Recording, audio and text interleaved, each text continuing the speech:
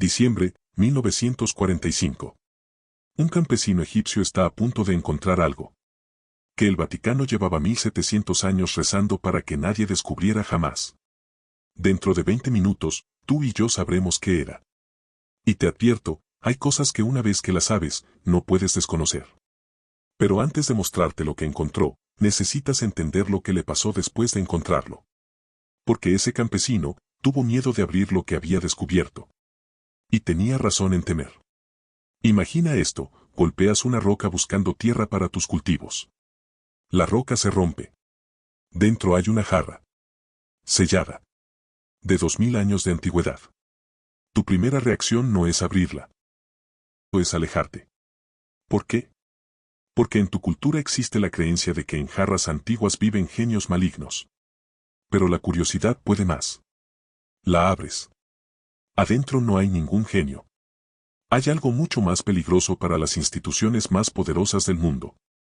En este canal no predicamos dogmas, excavamos verdades incómodas. Durante 3 meses hice algo que la mayoría no hará. Leí las traducciones originales de esos textos. Hablé con teólogos de ambos lados del debate. Revisé investigaciones de Harvard, Princeton, Oxford. Y lo que encontré no me dejó dormir durante semanas. Porque la pregunta ya no es si Jesús tuvo esposa. La pregunta es, ¿quién decidió que no podíamos saberlo? ¿Y por qué? Ahora, antes de continuar, necesito que hagamos un trato tú y yo. Vas a escuchar cosas que van contra todo lo que te enseñaron. Vas a sentir rechazo. Incomodidad. Tal vez enojo. Está bien. Yo sentí lo mismo. Pero te pido que suspendas el juicio, solo por 20 minutos. Al final, decide tú mismo qué creer. Porque este no es un video para convencerte de nada. Es un video para mostrarte lo que te ocultaron, y dejar que tú decidas por qué. Déjame un comentario ahora mismo, antes de seguir. Escribe, ojo, si estás listo para ver esto hasta el final.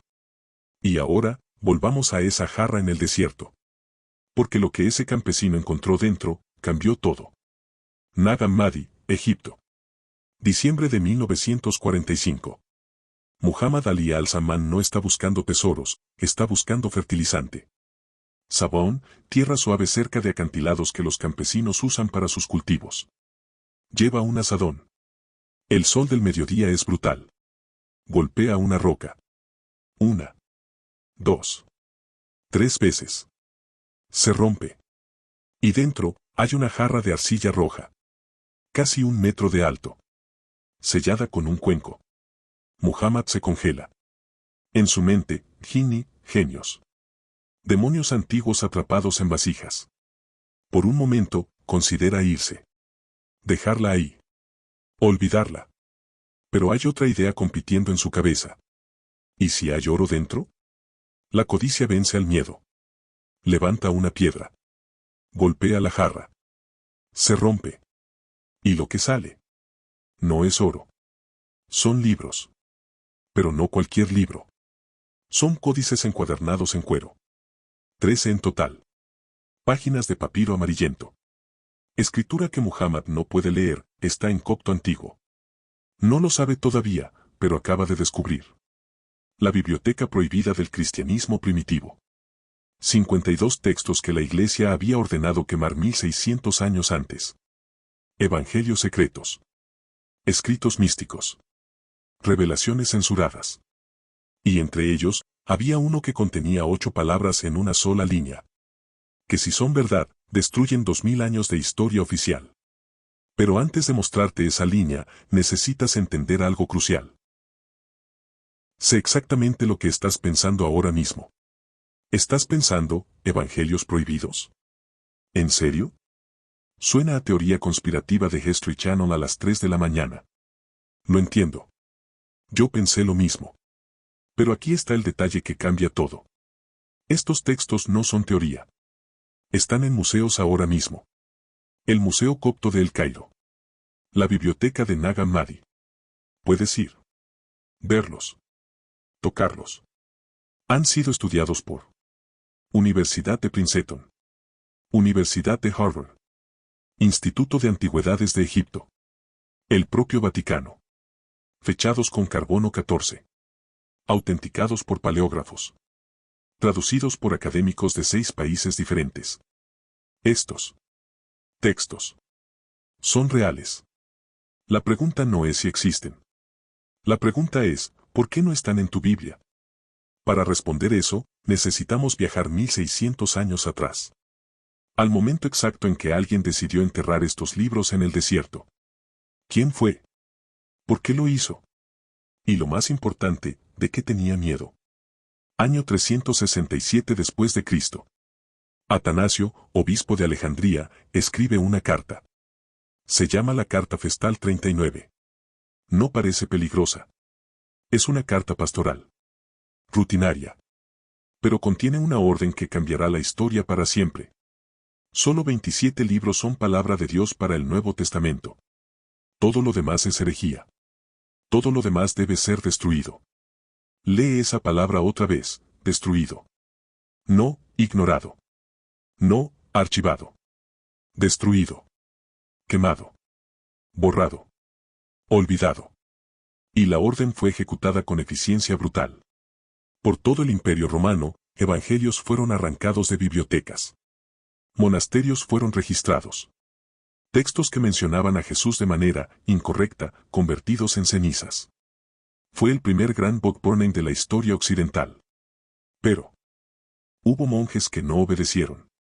Monjes que miraron esos evangelios que habían leído, copiado, amado durante generaciones. Y no pudieron quemarlos. Así que hicieron algo desesperado. Algo que te hace preguntarte, ¿qué había en esos textos que valía la pena arriesgar la vida para preservarlos? Imagina a uno de esos monjes. Medianoche. Monasterio silencioso. Sabe que en la mañana vendrán a inspeccionar. A quemar. Toma los códices más antiguos. Los envuelve en cuero. Los sella en jarras de arcilla. Se va al desierto bajo la luna. Cava. Entierra. Reza. No para que alguien los encuentre, sino para que Dios decida cuándo deben ser encontrados. Y 1600 años después, Muhammad Ali al-Zaman golpea una roca buscando fertilizante. ¿Coincidencia? ¿Destino? Tú decides. Pero el hecho es, los encontramos. Y adentro estaba el Evangelio de Felipe. Este es el momento. Voy a leerte la línea exacta. La línea que ha hecho que teólogos debatan durante 80 años. La línea que el Vaticano llama falsificación herética. Y que académicos de Harvard llaman evidencia histórica legítima. Respira hondo. Aquí está. Evangelio de Felipe. Línea 63. Escrito en copto. Siglo III. La traducción literal dice: la compañera del Salvador es María Magdalena. Cristo la amaba más que a todos los discípulos. Y solía besarla frecuentemente en su. Los demás discípulos se ofendieron por esto. Y expresaron su desaprobación. Le dijeron, ¿por qué la amas más que a todos nosotros? Sí. Leíste bien. Solía besarla frecuentemente. Ahora, antes de que la sección de comentarios explote. Antes de que escribas, falso, o, herejía. Hay un detalle que ambos lados del debate ocultan. ¿Ves esos corchetes? El manuscrito está dañado. Justo en la palabra más importante. Solía besarla frecuentemente en su. La palabra que falta cambiaría todo. En su boca, será una relación romántica. En su mano, como saludo de respeto. En su frente, igual que una bendición espiritual. Durante 80 años, académicos han peleado por esa palabra perdida. Pero aquí está lo que nadie debate. Las palabras que sí están ahí son igual de reveladoras. Mira de nuevo. Compañera del Salvador. La palabra en griego es koinonos. En textos del siglo I y III, koinonos significaba consorte o esposa. La amaba más que a todos los discípulos. No, respetaba más. No, admiraba más. Amaba. Los discípulos se ofendieron. ¿Ofendidos por una bendición espiritual? No. Ofendidos por celos. El Dr. Marvin Mayer, de Princeton, uno de los mayores expertos mundiales en textos coptos, tradujo koinonos como pareja o consorte, que en el contexto del siglo III significaba una sola cosa. esposa. Pero espera. Porque si esto fuera solo el Evangelio de Felipe, podrías descartarlo. Un texto gnóstico raro. Una secta marginal. El problema es, no es el único texto que dice esto. Hay más. Varios más. Y el patrón es inquietante. Evangelio de María Magdalena. Escrito siglo II. Pedro, sí, San Pedro, le dice a Jesús. ¿Acaso hablaste con una mujer en privado, sin nuestro conocimiento? ¿Debemos cambiar nuestras costumbres y escuchar a esta mujer? ¿La prefieres a ella sobre nosotros? Lean el tono. No es respeto. Es resentimiento. Celos. ¿Celos de qué? ¿De su fe? No. De su posición. Pisti Sofia. Siglo III. Dice que María Magdalena hizo más preguntas que todos los apóstoles juntos. Evangelio de Tomás. Siglo II. Simón Pedro dice. Que María se vaya de nosotros, porque las mujeres no son dignas de la vida. ¿Y qué responde Jesús? Defiende a María. Directamente. Públicamente. ¿Ven el patrón ahora? En todos los textos prohibidos. María es la más cercana a Jesús. Pedro y otros están celosos. Hay conflicto por su posición especial. En ninguno de los evangelios oficiales se menciona ese conflicto. María tiene rol protagónico post-resurrección. Se explica porque fue la primera en ver a Jesús resucitado. ¿Casualidad? ¿O edición? Sé lo que algunos están pensando. Esto es gnóstico. Herejía. No cuenta. Pero déjame hacerte una pregunta incómoda. ¿Quién decidió que era herejía? Porque en el año 150 no había Biblia oficial. Había decenas de evangelios circulando. Comunidades cristianas en Egipto leían unos. En Siria, otros. En Roma, otros más. No había canon. No había versión correcta.